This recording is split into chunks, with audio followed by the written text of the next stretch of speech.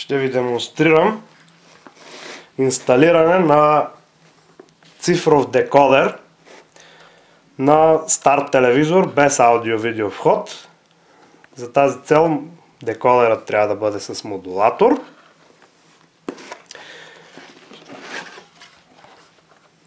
Разопаковаме декодера. В случая този декодер има към комплекта цифрова антена. Антена за цифров сигнал с вграден усилвател, която ще използваме в случая, защото имаме силен сигнал. Кабел за връзка с телевизора, антенен кабел, всъщност такъв за връзка с антенния вход. Самият декодер, иначе казано set-top box.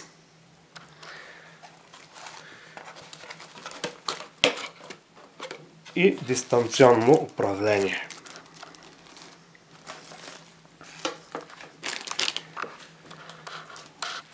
Първо свързваме кабела за връзка с телевизора. В случая изхода за модулатор е ето тази букса. Тя е мъжка, затова намираме женския край на кабела.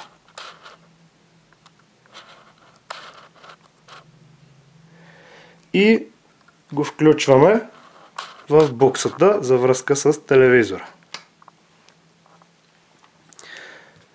След това свързваме активната антена.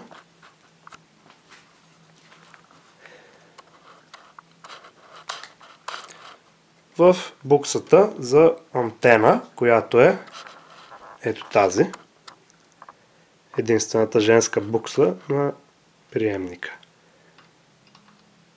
С леко завъртане я включваме до край.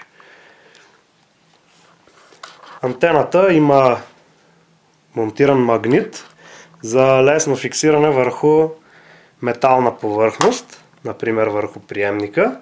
Важно е да се спомене, че този магнит не трябва да се доближава до екрана на телевизорите с кинескоп, защото могат да го повредят. Сега поставяме цифровия приемник върху телевизора или на друго удобно място и включваме другия край на кабела за връзка с телевизора към антенната букса на телевизора отзад. Антенната букса е тази, в която до този момент е била включена антената за аналогова телевизия.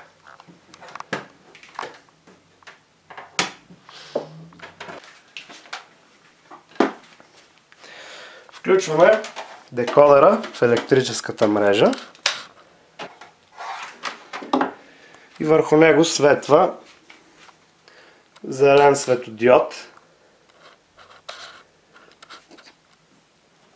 Сега следва включване на телевизионния приемник.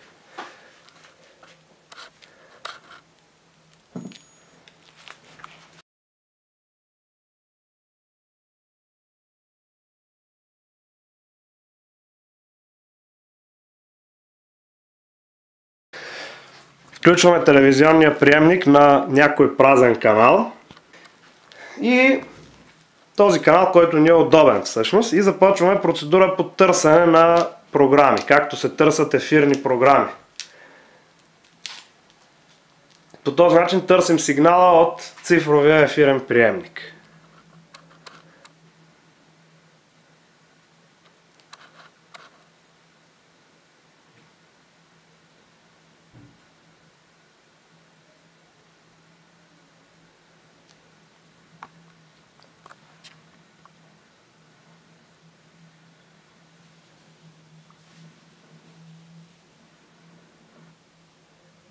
Ето, телевизора хвана сигнала от цифровия ефирен приемник и вече сме готови да започнем настройката на самия декодер от неговото дистанционно. На този екран задаваме език на менюто. В случая може да бъде български, може да бъде английски. Задължително задаваме региона, където се намираме, в случая България. За Display Mode не го пипаме. Aspect Mode също не. И антена Power, в случай, че използваме активна антена, както в момента, трябва да бъде на ON, включено. И след това даваме OK. С това започва автоматичното търсене на цифрови програми.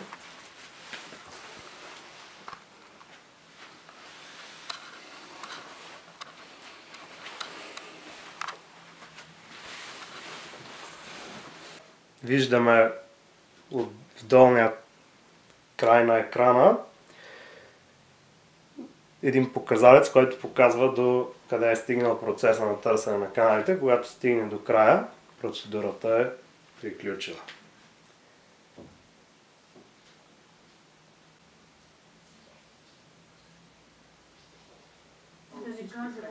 И вече на практика започват да вървят каналите, които са намерени. Сега това, което трябва да направим е да натиснем бутона на дистанционното инфо.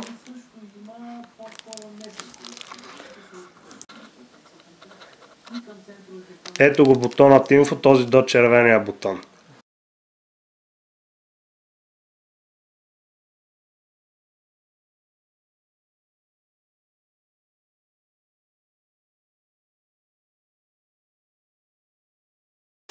Така.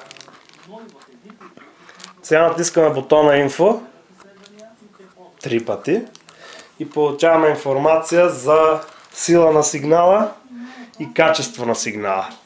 Тези два показателя ни дават информация за това доколко добре е насочена антената към предавателя. В случая имаме максимална сила и качество на сигнала, т.е. няма въобще какво да пипаме антената, но в случай, че не е така, трябва да нагласиме антената, да потърсим ново място за нея, където имаме оптимална сила и качество на сигнала.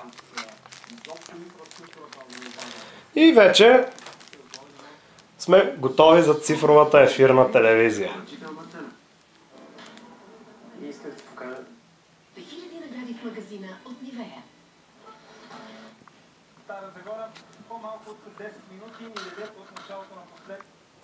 Георги Миланов към Зоран Тошич.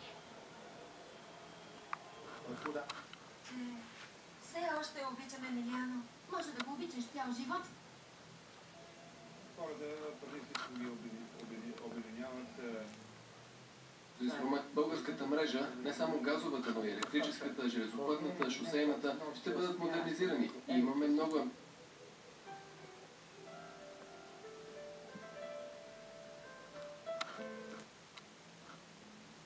Така че това, което е загубено в България тази година от каста. Техните деца да се наложи да ползват здравната система.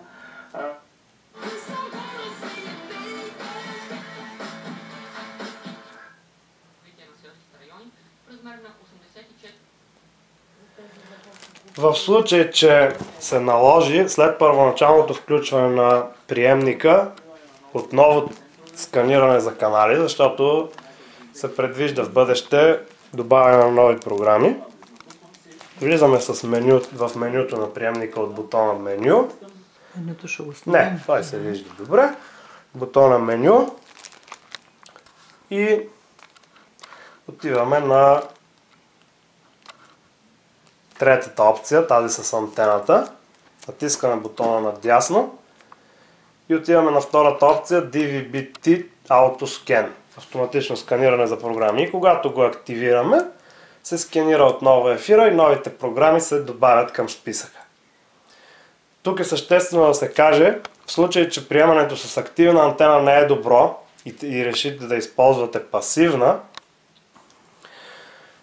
трябва да се изключи настройката за захранване на антената. Ще ви покажа откъде става. От същото това меню с антената. в опции Other, тук. Влизаме и първото е антена Power, което в момента е на On, прави се Off и се излиза от менюто с Exit. Ето в случая, когато е изключена захранването на антената, каналите не вървят добре, защото не работи усилвателя в антената. Ето образа е блокирал. Но е задължително това да се направи при използване на пасивна антена, защото иначе декодера може да се повреди. Така че това е едното нещо, което е съществено. И другото нещо, което трябва да се спомене е, че